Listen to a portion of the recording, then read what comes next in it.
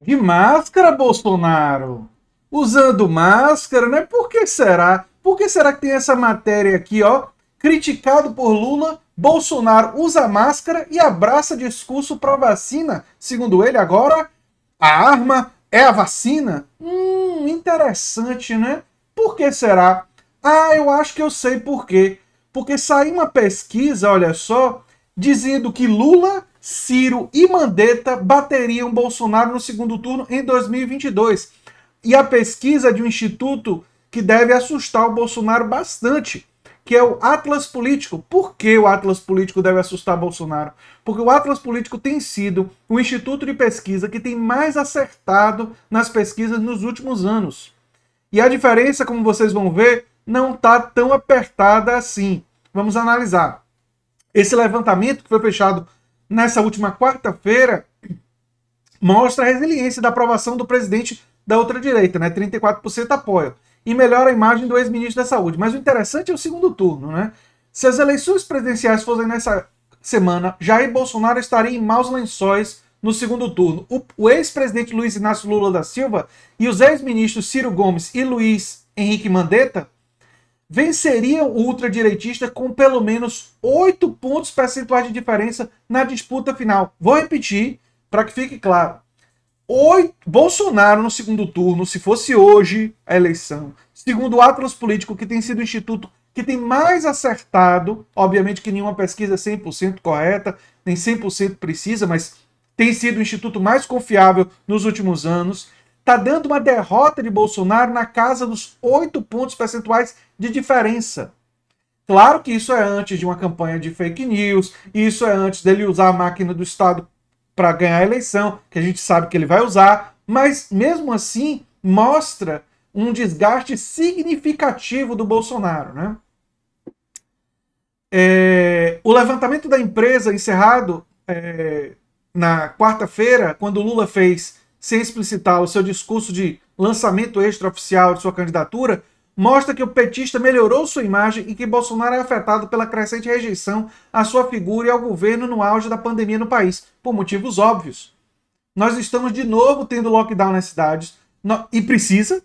Nós estamos tendo uma explosão de casos, o número de mortes diárias está ultrapassando 2.000 pessoas, é uma coisa assim, é uma verdadeira uma calamidade pública numa escala que chega a ser pior do que muitos dos cenários muito ruins que foram apresentados por epidemiologistas e por infectologistas.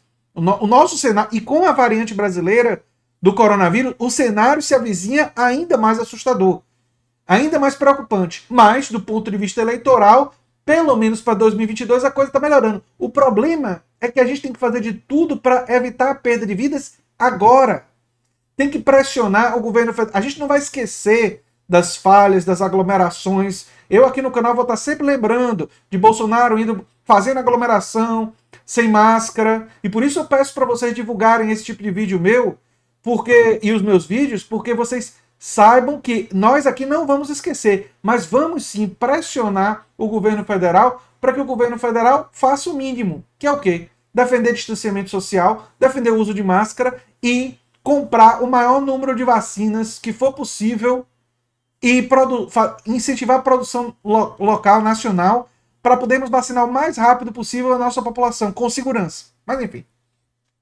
De acordo com a pesquisa Atlas, numa simulação de primeiro turno, Bolsonaro aparece com 32,7%. Se isso te decepciona, não fica assim não. É normal o atual presidente aparecer no primeiro turno melhor, porque ele está mantendo o legado da sua reconhecimento do nome, porque ele está sempre na mídia, está sempre sendo falado sobre ele. Isso é chamado name ID, né? E além disso, tem o fator da retenção do voto recente. Então, esse tipo de... que o pessoal de ciência política gosta de chamar de recall eleitoral. Né? Porque usam uma palavra em inglês, enfim. Mas é para falar desse voto que é recorrente, que você mantém pelo capital político que você tem. Né? Teria, como eu disse, 32,7 contra 27,4 de Lula, formando o primeiro pelotão isolado. Na sequência aparece o ex-ministro Sérgio Moro com 9,7, Ciro Gomes com 7,5, Luiz Henrique Mandetta com 4,3. O governador paulista João Dória aparece com 4,3. É, Dória, vai ser difícil aí para você. Ainda bem, né? Que a gente provavelmente vai estar com ele fora do segundo turno. Claro que daqui até lá muita coisa pode mudar, mas vamos ver. E o apresentador Luciano Huck com 2,5, que não lançou candidatura e ninguém sabe se vai lançar, inclusive com um contrato multimilionário que ele vai ter com a Globo, é provável que ele não se lance, né? Mas vamos lá.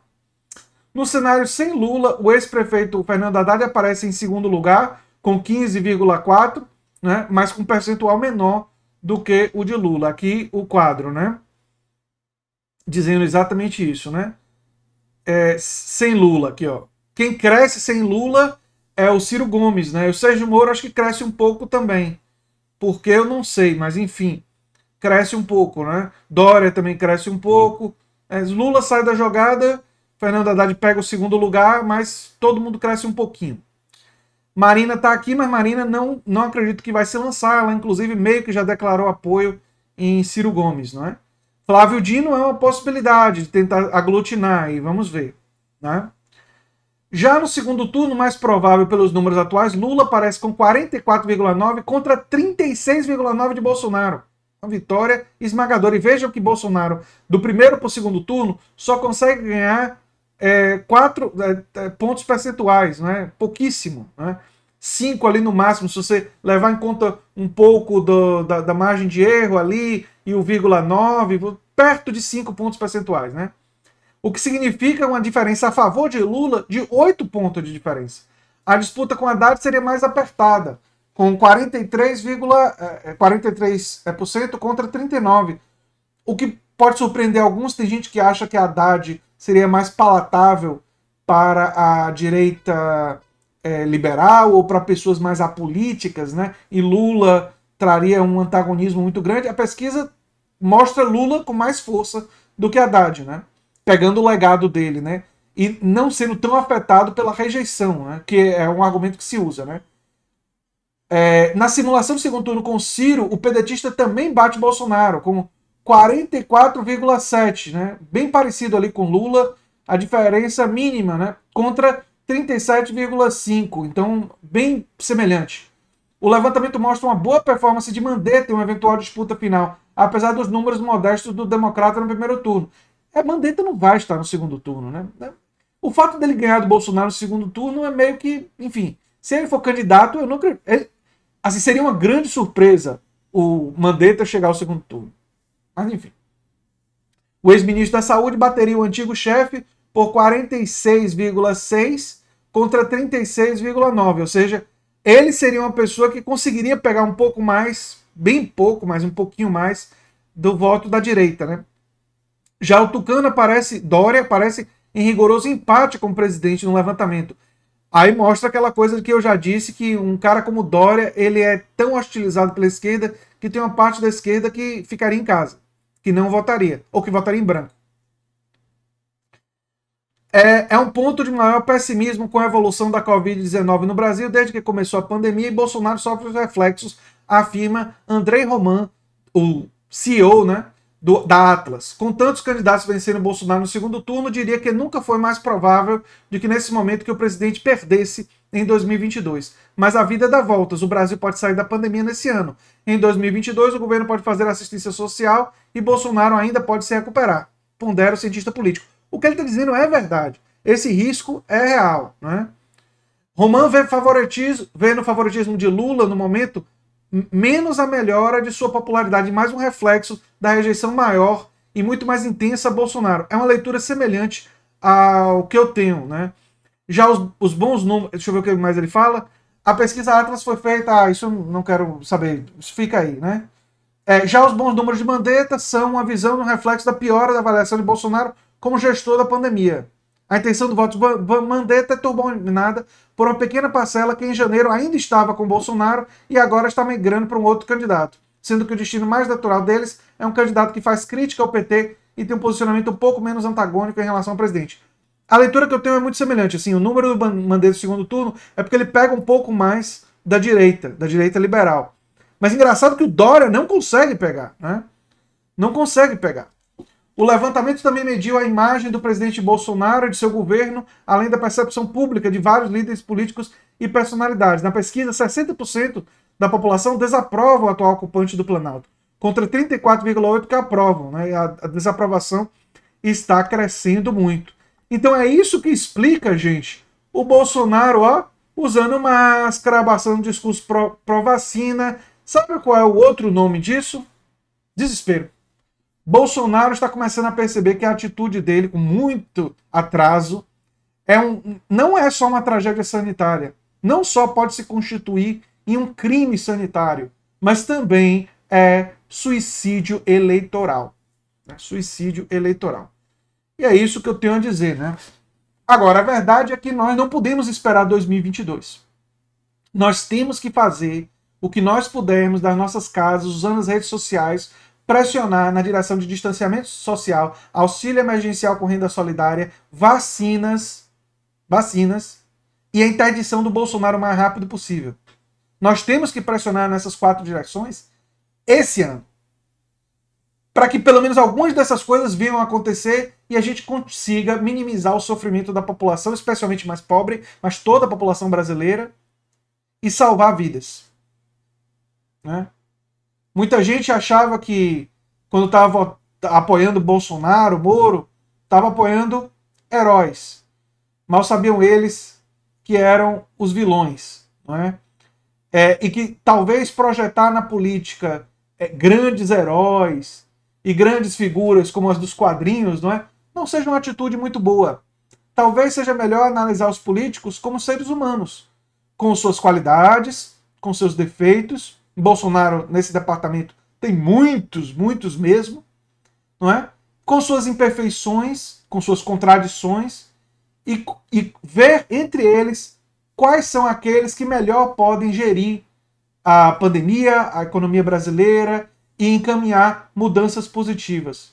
E saber que não depende tudo do presidente, não depende tudo do Congresso, não depende tudo do Senado, não depende dele, do governo que nós montamos, e depende também da mobilização popular nas redes, na mobilização popular nas ruas, quando a pandemia acabar e nós podemos novamente ocupar as ruas com nossas reivindicações.